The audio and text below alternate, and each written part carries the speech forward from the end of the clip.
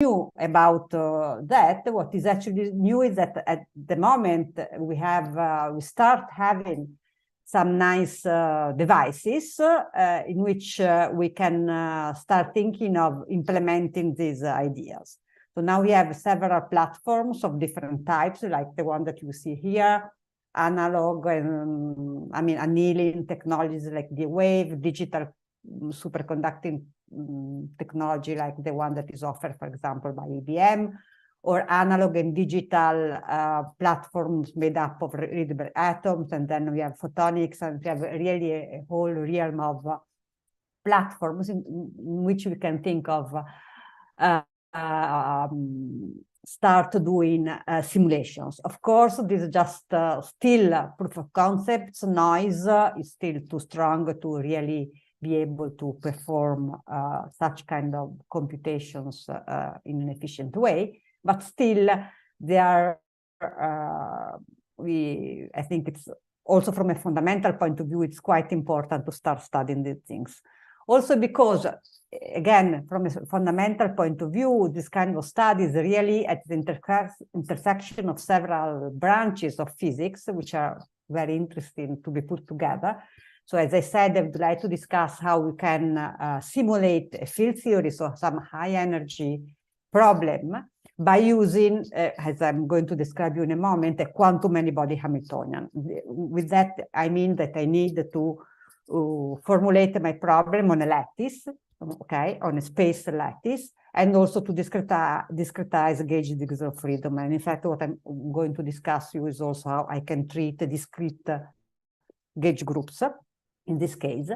And this then immediately connects to the possibility of implementing this kind of Hamiltonians on synthetic platforms. And the idea is that these kind of platforms can be very versatile, so we can actually have interesting simulation for a variety of systems that go from chemical compounds to condensed matter models. And so we are able to treat statistical mechanics of models and critical phenomena, as well as to address the problems of fundamental interactions.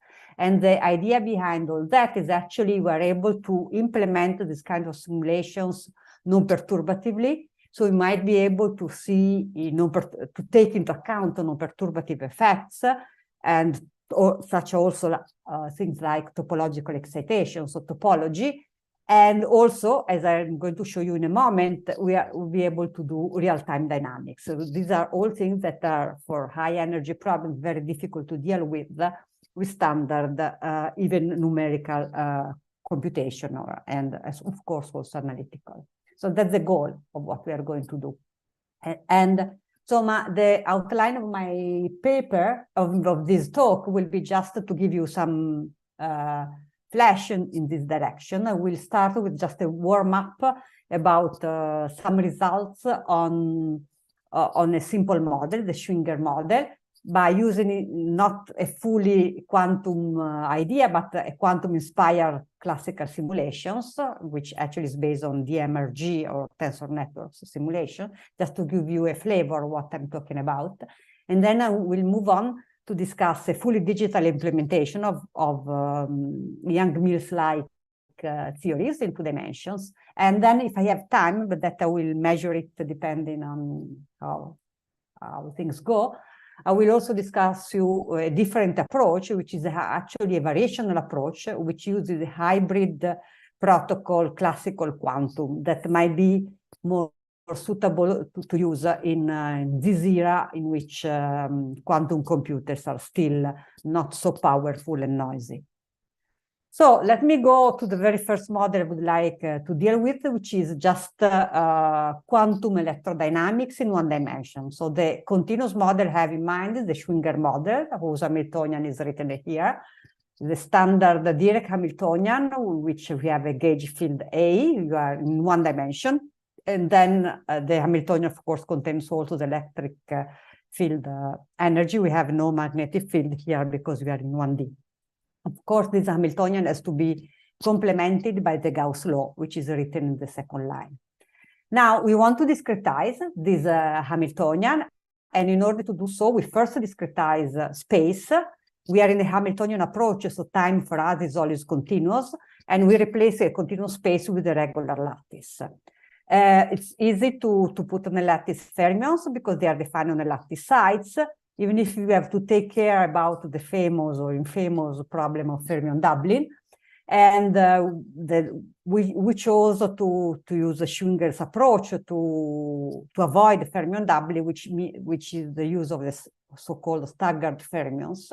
In this approach, we actually double the number of sites, so each physical site is split in two, and the original Dirac spinor is actually spread on two sites, and we put, for example, on the even site the positive energy solutions, and on the odd sites the negative ones. Okay, that will avoid the fermion doubling by breaking translational invariance.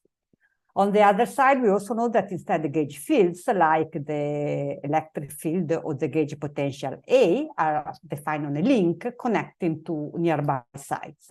Here, I'm also writing the comparator U, which is essentially the exponential of the gauge field A on the link, because it's what will appear in the Hamiltonian once discretized. So that's the first step. Then, since we want to put everything on a quantum computer, the idea that we need a finite number of degrees of freedom, so we also want to discretize the group. In this case, the gauge group is just U1, which is talking about quantum electrodynamics, so we will substitute it with Zn, the cyclic group with n elements. Once we do so, we can actually proceed to quantize this model via a Weyl quantization scheme. I'm not going to go into the detail here. The whole idea is now that we have fermions on the sides, whereas the electric field will be just a discrete, given by a discrete set of values which appear on a cycle. And that is the Hamiltonian. Okay, I'm not going to derive it, and I'm not going to discuss it in detail. I'm just would like to underline here that this Hamiltonian depends on, in principle, on two parameters, which are the mass of the fermions and the coupling, the gauge coupling G.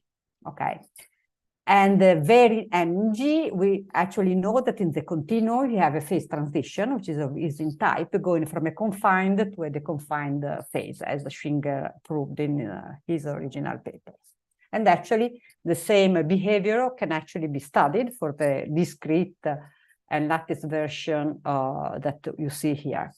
But what I would like to show you is not the phase diagram of this lattice model, but instead I'd like to go to the study of real-time dynamics that is generated by this Hamiltonian.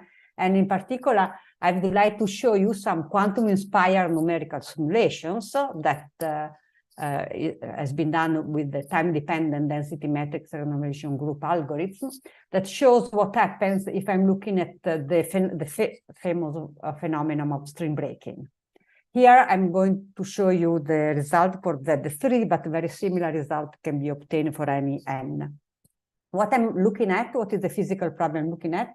I'm preparing my system at time tau equals 0, which is on the left of these three panels, in a string. What do I mean? I mean that I prepare a particle and antiparticle at a certain distance at the center of the chain, for example, here.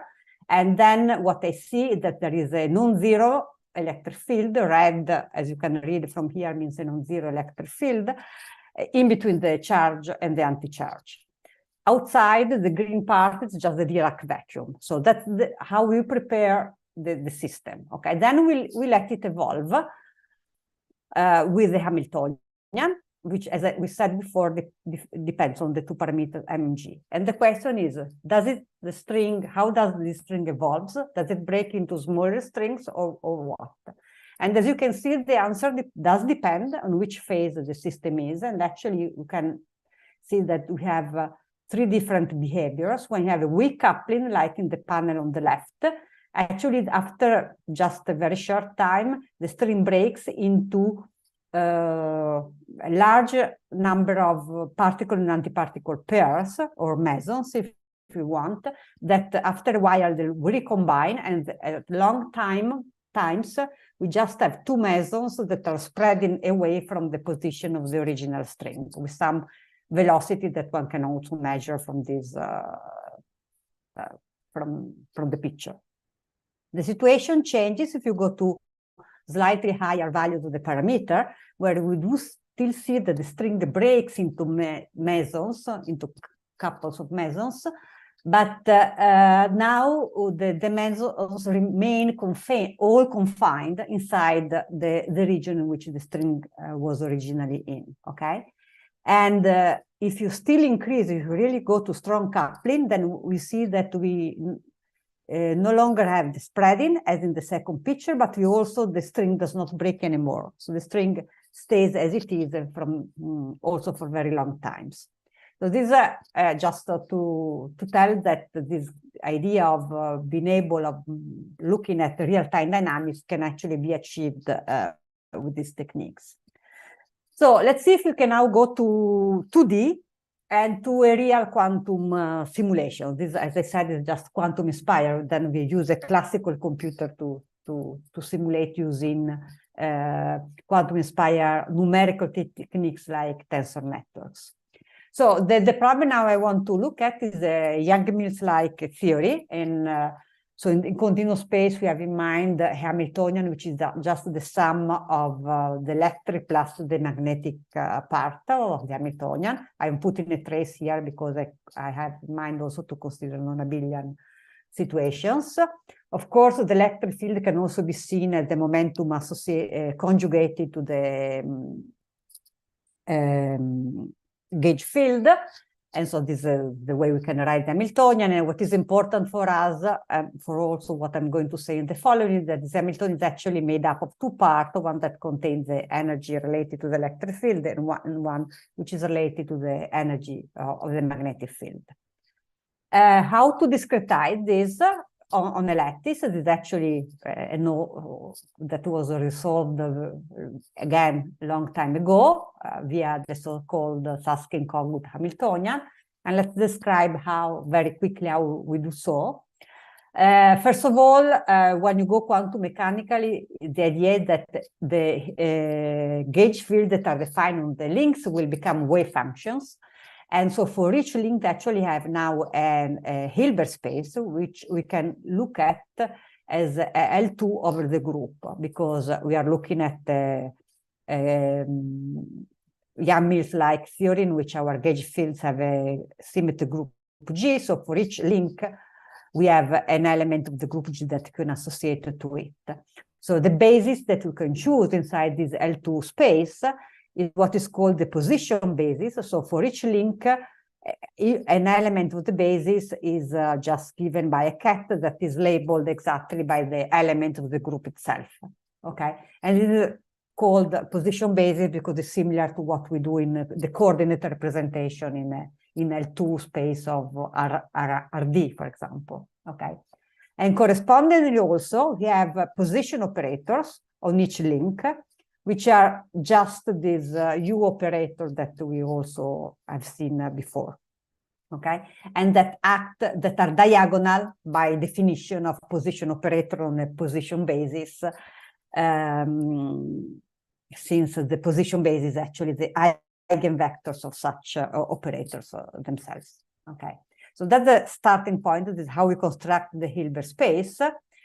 And then with that basis, the position basis, it's actually very easy to write down the magnetic Hamiltonian because according to the Kogut-Susskind procedure, actually the B squared term can simply be written in the discrete as a trace over what are called the plaquette Wilson loops. I just need to take the product of my position operators on a single elementary plaquette, which is a square in this case. And then I will just take the trace, and one can show that in the continual limit, this Hamiltonian will reproduce the B squared term of the continuous case. And you see immediately that this piece of Hamiltonian, HB, is actually diagonal by construction in the position basis, because we construct it by using the position operators. The story is very different instead for the electric Hamiltonian, which is a momentum, if you want, which is the Laplacian associated to the pi operator associated to the A field.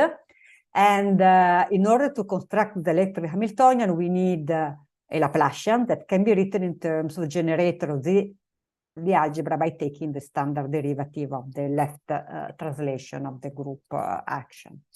So the electric Hamiltonian is more complicated to be written down because it is not diagonal in the position basis. What we would like to do now is actually try to see if you can, and of course, and let me stress another thing. So why this term here, we should try to understand how it looks like also in a discrete case. And also what we would like to do is to be able to write down this kind of term when our group is not a continuous group, but is a abelian or non-abelian discrete group itself. Of course, this definition does not hold true any longer because we don't have Lie algebra generators in that case. So luckily, there is a way to rewrite the electric part of the Hamiltonian by means of a very famous and powerful theorem of group theory, which is the Bitter-Weil theorem. I have no time to go really deep inside that because it's very important theory in representation, in the theory of representation of groups. What we are interested in is that actually it will give us a way to rewrite the Hilbert space on each link, and therefore the Hilbert space over the whole lattice, okay? In terms of the representations of our group, or better, of the unitary irreducible representation of our group. In the way you see here, so the L2 space will be written as direct sum over all possible representation of a tensor product of the vector space of the representation pi j, and Vj, that we call Vj, and Vj star on the left. This means that actually you can choose a very different basis, which is indeed called the representation basis, that is indexed by the representation J itself and by the indices of the matrix pi j of the specific representation. And the change of basis that brings us from the position basis to this new basis, the representation basis, this is nothing more than the Fourier transform on the group itself, and it's essentially defined through this formula that you can see here, but we will not need it. Why is that Peter-Weil theorem important for us? Because then one can show that the electric part of the Hamiltonian can actually be written diagonally in terms of this representation basis, because I can construct the projection operators and multiply them by a suitable function that in the continuous case is just the Casimir of the group. So it's completely determined.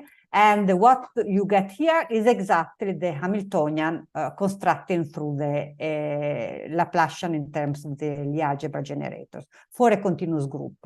But this formula, what is important for us, holds true also in the case of a discrete group, okay? Where now we no longer have the notion of a Casimir, because for a discrete group you don't have a Casimir, and we have to find a way to fix this function f of j. And as you can see here, this term is diagonal, is in the representation basis, which is the Fourier transform of the position basis. Okay. Let's see how we can fix for a discrete group, or okay, this f of j. Actually, I will give you some examples. Can I ask a quick? Sure. Can I ask a quick question? Is there a version of the Peter-Weil theorem for non-compact groups? Yes, there is some version. It's a good question. I'm not sure that everything holds true. Okay, everything that I'm going to say holds true. Okay. Yeah. Mm-hmm. Okay. Thanks. Okay, so let me try to show you how we can fix these coefficients f of j in the case of finite groups, even on abelian, okay? Actually, let me say from the very beginning that the choice of these f of j's is not too unique in the case of discrete or finite groups, but we can classify all possible choices because the choices actually depend on on fixing one subset of generators that we call here capital gamma, which has to have some properties. It does not have to contain the identity. It must be invariant under inversion and the multiplication and the adjoint action of the group itself. And once you have such a subset of the group, so once we have gamma, we can construct what we call a Cayley graph, which is a simple and directed graph. I'm going to give you an example in just a moment. And once we have this undirected graph, you can construct the degree matrix of the graph itself, which simply counts how many links are coming out from each vertex, and the adjacency matrix, which is simply counts the links that are connecting the different vertices. And you can construct what in discrete on graph theory is called the graph Laplacian, which is simply by definition given by D minus A. And the Laplacian that we are going to use to construct this HE part. Let me give you an example in which we understand what we are doing. And the simplest, in this case, abelian case that you can think of is the cyclic group of order n, which is given here. In the picture, I'm just showing the 5 elements, ER, R square, R cube, and R to the 4th of that 5, for example.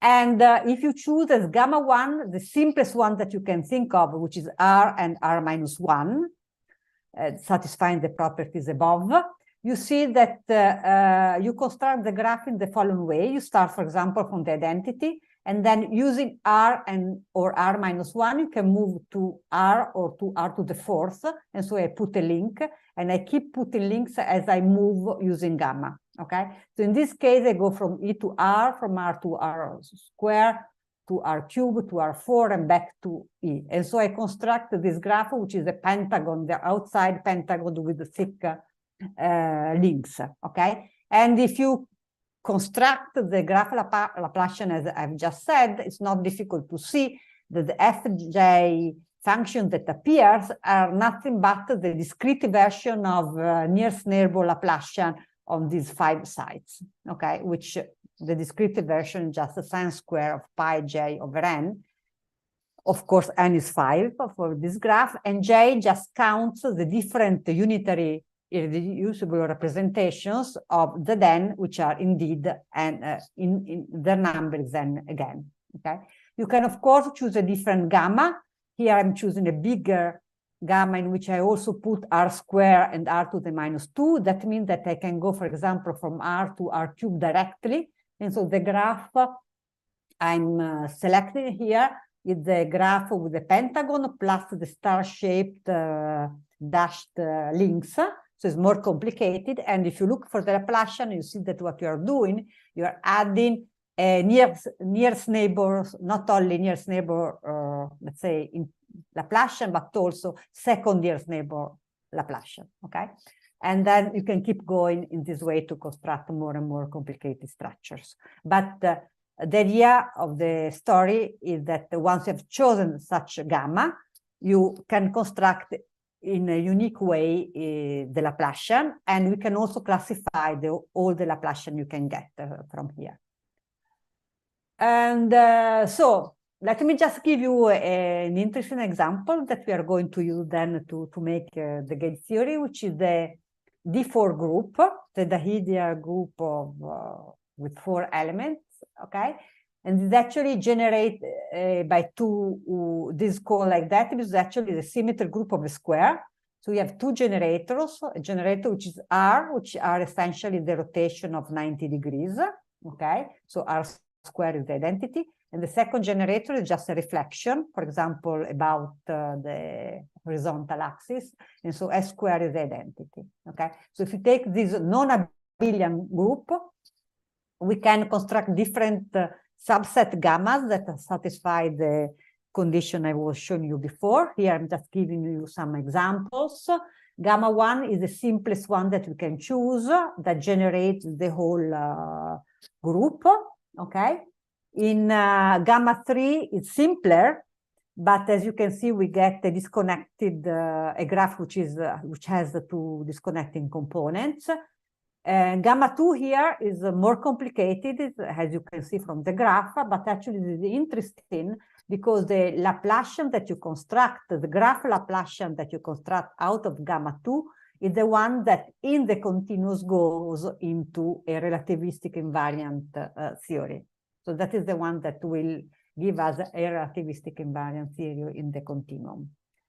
And in here, you also see the calculation of f of j. J here is labels the representations. And for this group, we have 4 one-dimensional representations that are usually labeled with 0, 1, 2, and 3, and two-dimensional representation that we usually call 4.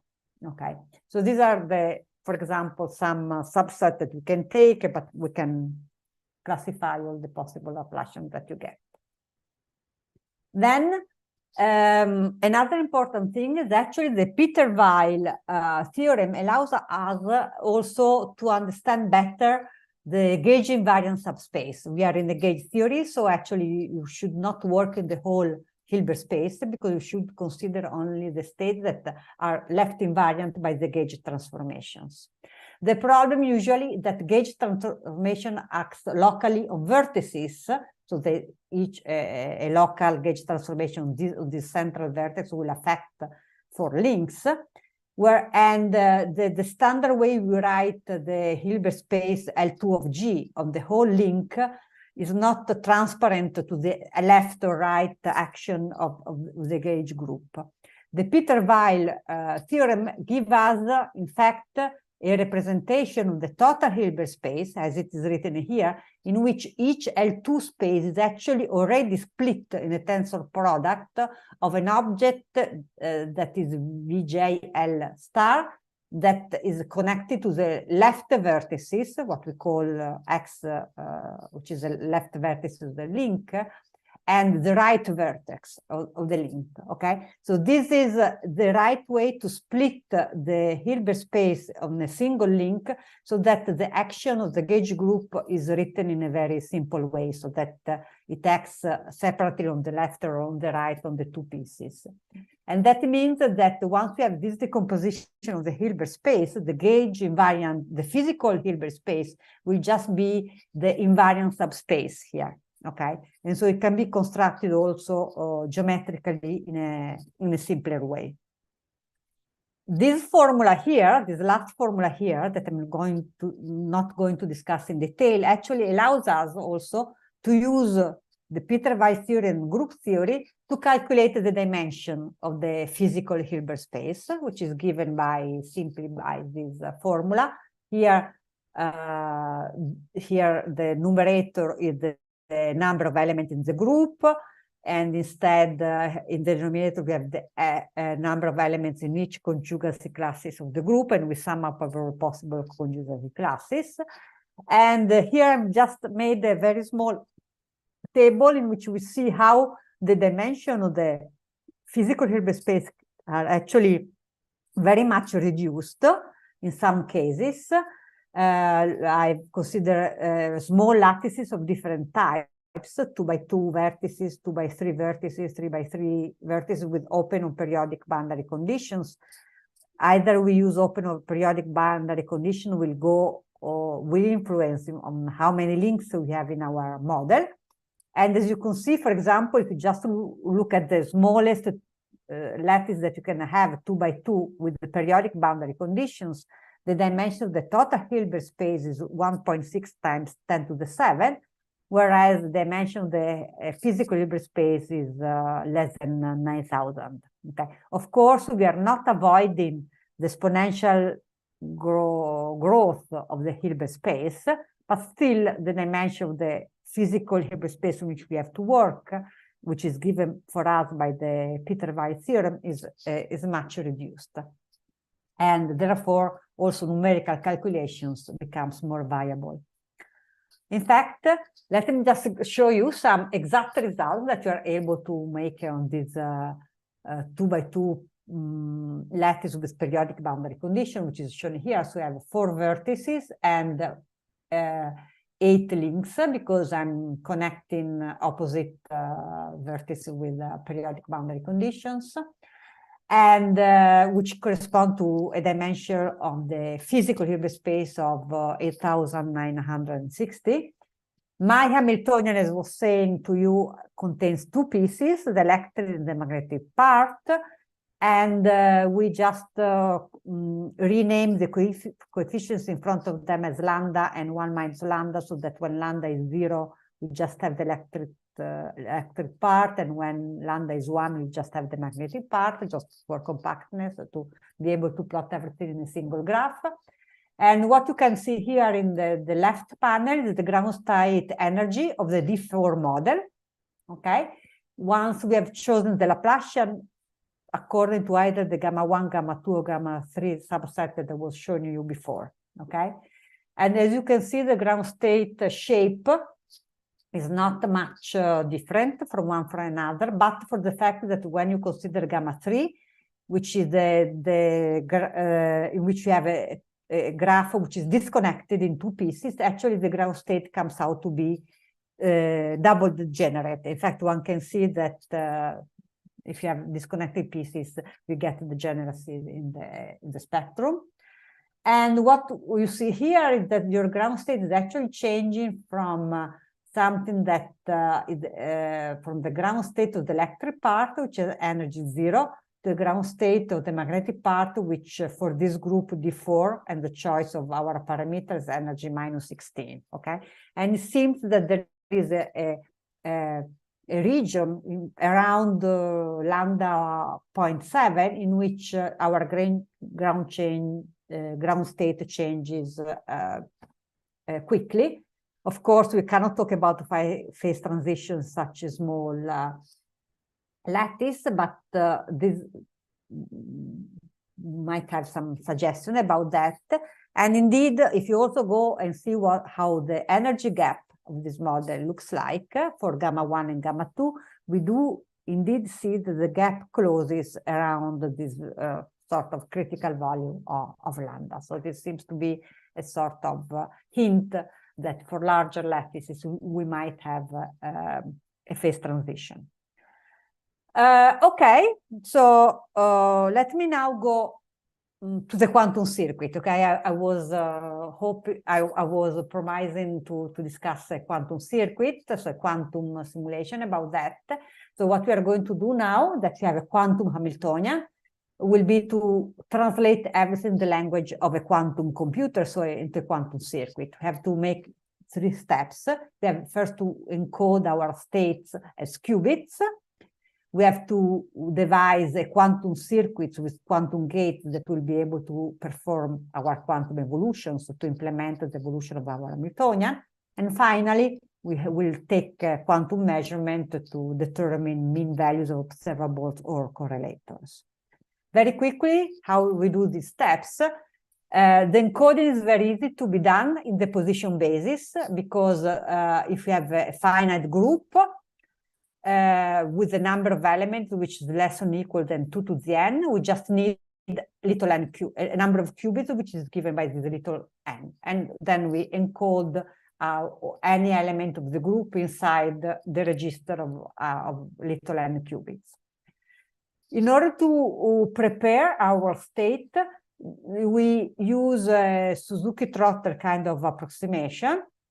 And so we start from a value of the parameter of the Hamiltonian, let's call it lambda 0, which has a very easy, easy to prepare ground state, okay? And then we use the adiabatic theorem to find the ground state for a different value of the coupling constant.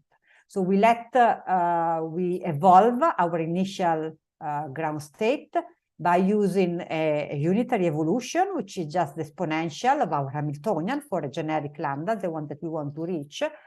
And we split this Hamiltonian using a Trotter approximation in the product of the evolution of the electric and magnetic part.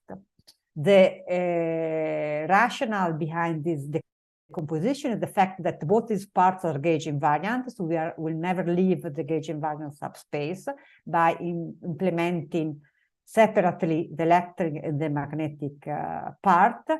And the fact that HB is diagonal in the group basis, so this operator will be very easy to be written down as a quantum circuit in the group basis approach, whereas HE will not be so easy because it's not diagonal, but is diagonal in the representation basis, which is the Fourier transform of the group basis. So in order to be able to implement this the evolution of the electric part, we just need a quantum Fourier transform step. In fact, the quantum circuit we need is built out of what we call high-level operations that essentially are operators on the qubits that are representing the standard operations that we do on the group, so the inversion, the multiplication. We have a quantum Fourier transform for the Fourier transform of the group. Then we will need also a trace operator that will be able to recover the trace of some operator. And finally, what we call the phase operator, which is indeed the electric part sandwiched between the Fourier transform, so that this operator will actually be diagonal and easily implemented. Once we have this, you are able to define these are just the way you generate the evolution by the electric Hamiltonian and how you generate the evolution by the magnetic Hamiltonian. Unfortunately, I don't have time to describe all these circuits, but this is quantum circuit you needed to build. This for each qubit, HE, whereas the magnetic Hamiltonian, of course, acts on a plaquette, on a little square. So the time evolution will act on 4 qubits. Once you are there, you can, at the very end, take a measurement to calculate the average of any operator Q. And the idea behind that is that you can actually construct the average value of any operator by constructing a circuit that implements this correlator, okay, in which I have in general 2 operators, V dagger and W, generic, by adding some ancilla qubit on a superposition state. And one can show by just working out the effect of these gates here, that if at the very end you either put your ancilla qubit in rotated with the Hadamard gate H or with the X rotation of pi over 2 R of X, you can measure the real part and the imaginary part of this time-dependent correlator. Then very easily, if you take V equal the identity and W equal the exponential of the operator you want to determine, whose average you want to determine, you can get it easily by taking the limit of the imaginary part of this object. So this is a way you can recover the average value of any operator by using some ancilla qubit and a quantum measurement process. So having said so, I'm going to show you some results of the simulations of that on a bigger system. So it's a 2 plaquette system with 6 vertices and 2 plaquettes. And the dimension of this Hilbert space is 28. The encoding part is very easy because you just need to encode all your elements of your group, for example, in the way I've shown here in this table. And you have to represent, once you have chosen the encoding, you can represent any high-level operation with the quantum circuit. For example, the first one on the left is the inversion. Okay, I'm not going to enter into details. And then we can go on and measure, finding the ground state and so on. Please notice, just because I have the pictures that are using a different convention, that here I'm putting the lambda coefficient in front of the electric part, so that when lambda is equal to 0, we are recovering only the magnetic part and vice versa. And these are results of the quantum simulations. On the upper panels, you see the ground state energy of the system. The continuous curve is an exact diagonalization result, okay? Whereas the dots are the effect of our quantum simulation. So we are simulating the quantum circuit with the Trotter approximation and seeing what happens. The starting point is the ground state for lambda equal 1. So that's why you don't see any error on the right point, because that is prepared in an exact way. And then we use our quantum circuit to prepare the ground state at different values of lambdas. And as you go on, the Trotter approximation becomes bigger and bigger. So the error also becomes bigger and bigger, as you can see here. And the two panels simply are the choice of gamma 1 and gamma 2, two different subsets. Just to give, but as you can see, the shape of the ground state is very, very similar. In the bottom panel, instead, you see the result of a measurement in which what we are going to measure is the Wilson loop. The Wilson loop on both plaquettes. So the Wilson loop we choose is the red one here that is encircling both plaquettes. And again, the continuous curves, red or blue, are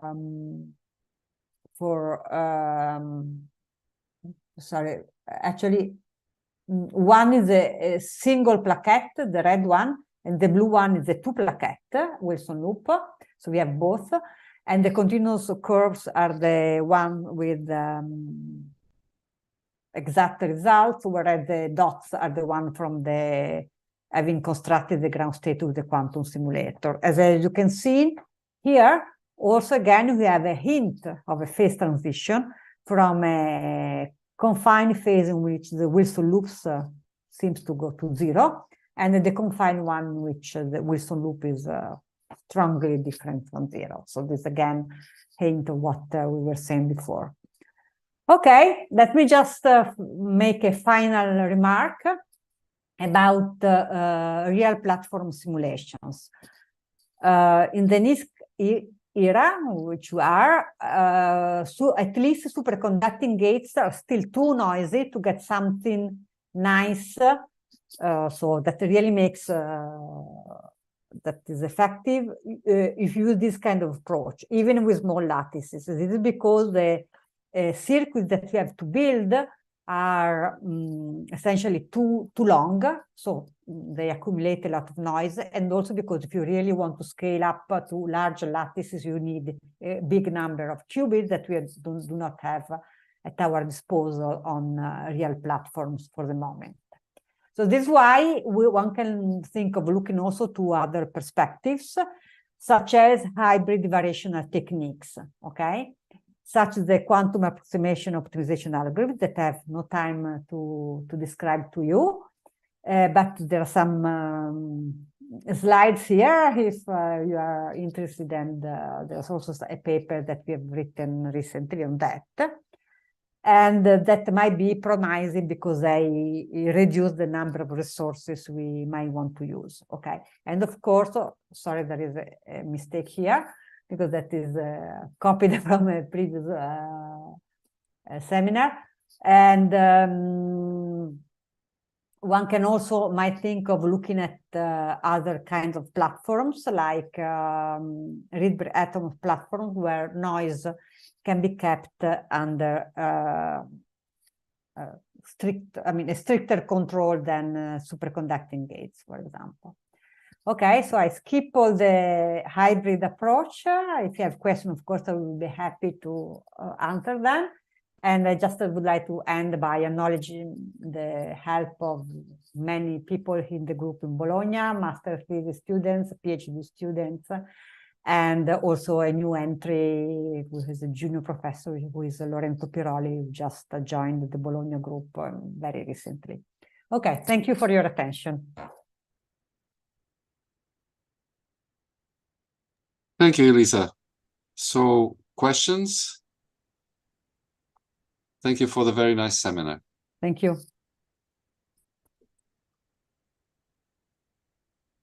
Questions? Yes, Deepak. Yes. Hi, Professor. Hello. So thank you for that very nice presentation.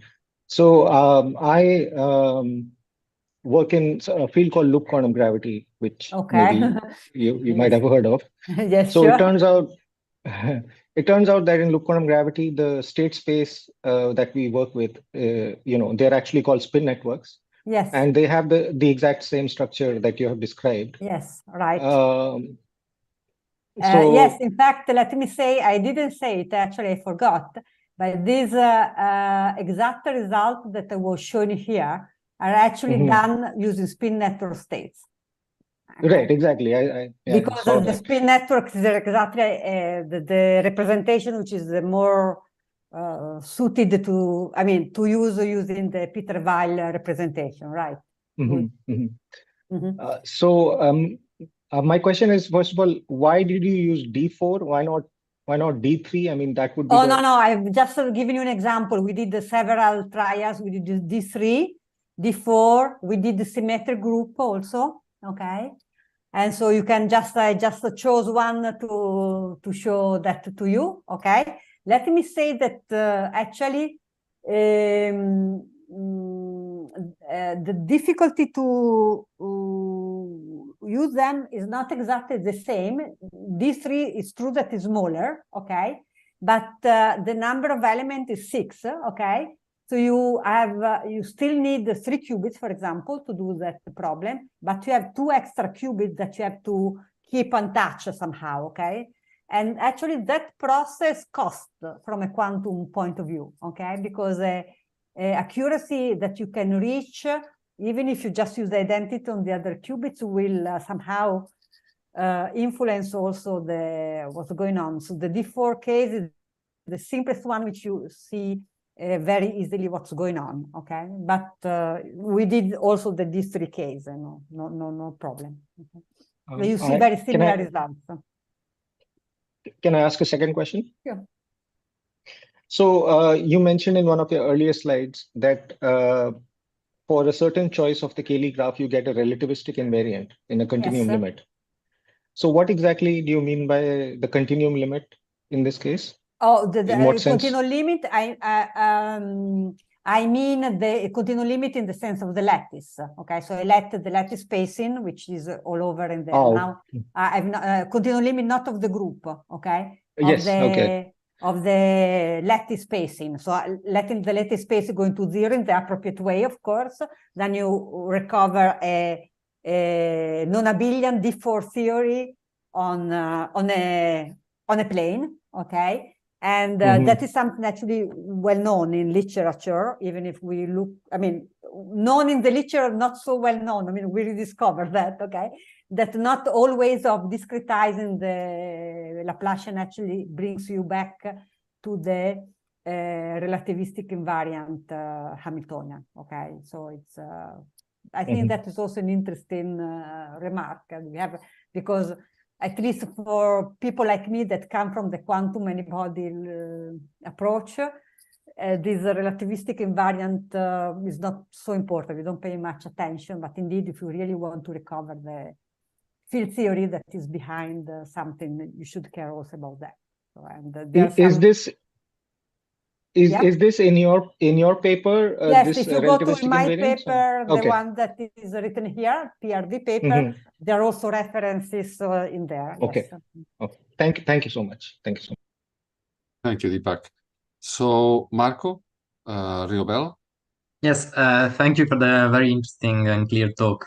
So I have a question exactly about basically these slides. When you showed, you were constructing your function f of j for Zn, for instance, and I wanted to ask. Okay, I understand that the Laplacian like is this probably, one, for example. Yes, okay. Is probably the most natural object to use because it's the group equivalent of the Casimir. But using just f of j equal j, for instance, here, does it break something or is it just worse? No. In the non-Abelian case, in the discrete finite group case, in principle, there's nothing, no rules, but for the fact that the function should be invariant under conjugation and things of this kind, okay? But then you can choose whatever you want.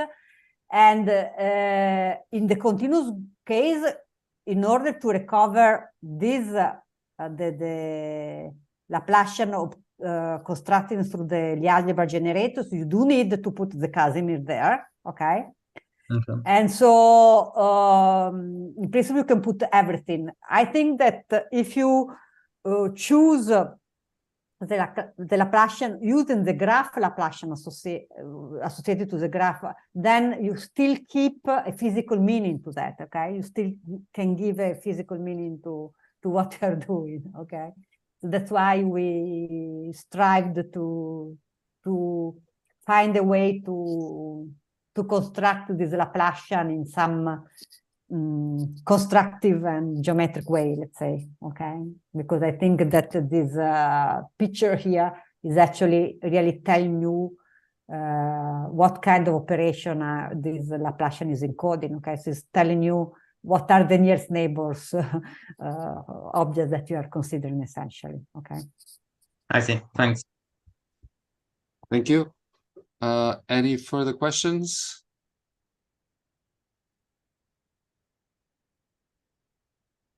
Puri, please. Hello, thank you very much for the very interesting talk. I have a simplistic question. The symmetry group that you are considering here are all discrete, which, as you said, if you you consider many-body system in the condensed matter, they are relevant. But in particle physics, what we have are usually type of Lie groups. Sure. I don't know if there is any the whole formulation and techniques can be applied also to this, in infinite dimensional groups. Lie groups. Okay, okay. I mean, the Peter-Weyl theorem holds true for compact groups without any problem, okay? So the whole structure. Of course, here I'm stressing the fact of using finite groups, because I have in mind that when I go and I want to put it on a computer, on a quantum computer, I need a finite number of degrees of freedom on each link, okay? Because I will be able to put only a finite number of qubits for each link, okay? That's why, of course, if you have U1, okay, that's simple, because you know that you can approximate U1 in a sense that you can also define rigorously with Zn, okay? And as you let this n here, this index n here going to infinity, you recover U1, okay? That's an analysis that we have done very carefully, for example, for the this Schwinger model, okay, in our paper. But if you have other groups already with SU2, it's no longer true that you can approximate in a uniform way SU2 with an arbitrary big discrete finite group. Still, there are situations in which you might believe that restricting to finite groups can be interesting, okay? So, and still interesting to look at. And in some cases, the phase diagram you get are actually, even if you discretize the group, the phase diagrams as a confined and deconfined phases you should expect, okay? So that's the idea. Of course, these are toy models. They're not the full QCD, whatever Hamiltonian. We have not, okay, of course, that is our holy grail, if you want, okay? But we are still very far away, but there might be also other, let me just try to give you other example in which this might be interested. I don't know if you have heard of these, what are called the SIC models, Sadjev-Kitaev models, in which you have, those are actually 0+1 dimensional field theories, if you want, in which you put an interaction of either Dirac or Weyl fermions of arbitrary degree n, okay, on the same site, okay, and have a lot of interesting physics behind it that are used also in many body problems to describe some superconductivity structures. And so these kind of discrete things can be useful in that context, for example. So it's, I think it's worth studying from a fundamental point of view. Thank you very much. Thank you, Elisa. Are there any further questions? Well, if not, thank you again, Elisa, Thank you for to this you all. very, very nice seminar. Maybe I would ask Raffaella to put the final slides, as usual, the word of our sponsors. Yes, yes. I've seen that there is a couple of typos, so if you give me tonight to correct them, I'm going to send it to you tomorrow morning. Okay. So once again, thanks everybody. So a word from the organizing committee. So myself, Yasser Omar, Andris Zambainis, Simone Montaggero, and Saverio Pascasio, for all their help in setting up these seminars, and of course a big thank to Raffaella Ribeiro and Matteo Turco for their help in organizing each session of the Quantep seminar. And I think that's it. Thank you everybody for joining today for this session of Quantep, and see you next time then. See you everybody. Bye.